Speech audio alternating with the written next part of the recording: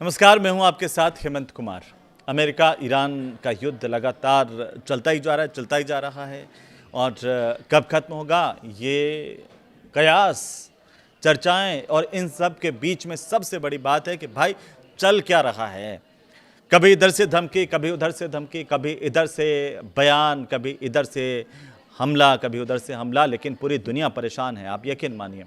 अब आज के वीडियो में समझते हैं कि आखिर चल क्या रहा है, इसे लेकर के ताज़ा अपडेट क्या आ रही हैं। ताज़ा अपडेट क्या है कि हॉर्मुज स्ट्रेट को लेकर के अमेरिका के जो राष्ट्रपति हैं डोनाल्ड ट्रंप, उनकी धमकी सामने आई और उनकी धमकी पर जिम्बाब्वे का जो ईरानी दूतावास है उसने बाकायदा सोशल मीडिया पर लिख दिया, कुछ तंज कस दिया। तंज क्या था? दूतावास की तरफ से कहा गया कि हॉर्मुज स्ट्रेट की चाबी तो खो गई है। अब आप देखिए ये क्यों कहा गया। ट्रंप ने इससे पहले क्या कहा ऐसा? ट्रंप ने ईरान को अल्टीमेटम दिया कि वो इस समुद्री रास्ते हॉर्मुज स्ट्रेट को तुरंत खोल दे, नहीं तो उसे गंभीर सैन्य कार्रवाई का सामना करना पड़ेगा। उसके पावर प्लांट, पुलों पर हमला करेगा अमेरिका, ईरान को नर्क बना देंगे। लेकिन ईरान ने क्या जवाब दिया? ईरान ने कहा कि हॉर्मुज स्ट्रेट की चाबी तो खो गई। अब कई लोग ये सोच रहे हैं कि भाई इन दोनों देशों के बीच में क्या चल रहा है, क्यों ये युद्ध खत्म होने का नाम नहीं ले रहा है।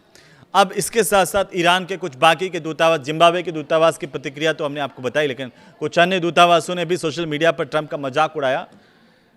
दक्षिण अफ्रीका में जो ईरानी दूतावास है उसकी तरफ से अपने ऑफिशियल सोशल मीडिया अकाउंट पर तंज कसा गया, कहा कि चाबी फूलदान के नीचे है, दोस्तों के लिए रास्ता खुला है। इसमें भी संकेत है। संकेत क्या है? संकेत ये कि जो ईरान के खिलाफ नहीं है इस युद्ध में, उनको रास्ता देने पर कोई पाबंदी नहीं है। ईरान उनके लिए रास्ते खोल रखा है और अगर अमेरिका धमकी दे रहा है कि रास्ता हम खुलवा देंगे वरना नर्क बना देंगे, तो उसके लिए संदेश ये था कि चाबी तो खो गई, अब जो करना वो कर लो।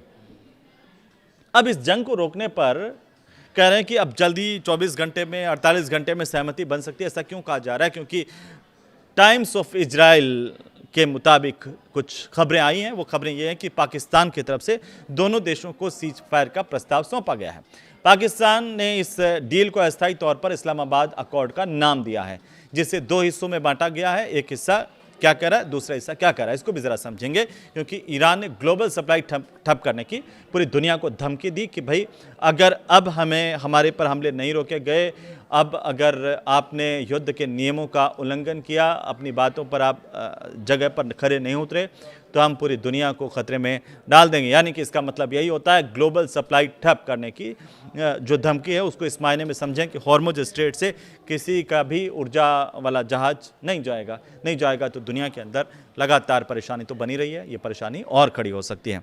ईरान ने क्या धमकी दी? ईरान ने धमकी दी कि अगर अमेरिका और इजराइल हमले बढ़ गए तो ग्लोबल सप्लाई चेन को ईरान ठप कर देगा।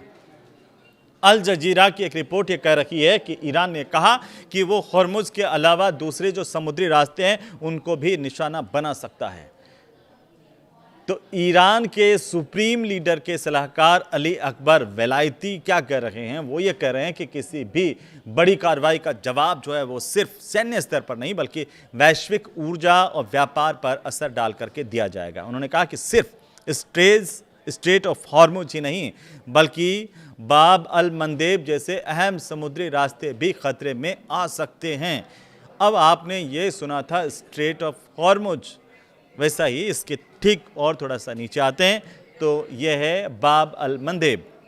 वैसा ही ठीक रास्ता है जो एक विकल्प के तौर पर इस्तेमाल कर लिया जा रहा था, लेकिन कहा जा रहा है कि अब यहाँ पर भी खतरा हो सकता है। ये जो बयान है ये ऐसे वक्त में आया है, ऐसे समय में आया है दोस्तों कि अमेरिका के राष्ट्रपति ट्रंप ने ईरान को हॉर्मुज स्ट्रेट खोलने का अल्टीमेटम दिया। इसके बदले में उन्होंने क्या कहा? कड़ी कार्रवाई की चेतावनी भी दी। इससे पहले ईरान के जो करीबी माने जाने वाले यमन के हूती विद्रोही हैं वो रेड सी में जहाज़ों पर हमले की बात कह चुके हैं। ट्रंप ने ईरान को नरक जैसे हालात में पहुंचाने की भी धमकी दी है। तो ट्रंप ने ईरान को बास्टर्ड कहा और बास्टर्ड कहते हुए हॉर्मुज स्ट्रेट नहीं खोलने पर बड़ा हमला करने की धमकी भी दी।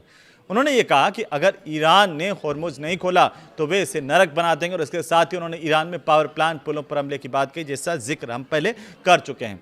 रविवार को सोशल मीडिया पर ट्रंप ने लिखा कि ईरान में मंगलवार को पावर प्लांट डे और ब्रिज डे एक साथ होगा, यानी कि हमला होगा। ईरान हॉर्मुज स्ट्रेट खोल दे, नहीं तो नरक जैसे हालात में पहुंच जाएगा। रविवार चला गया है, सोमवार आ गया है।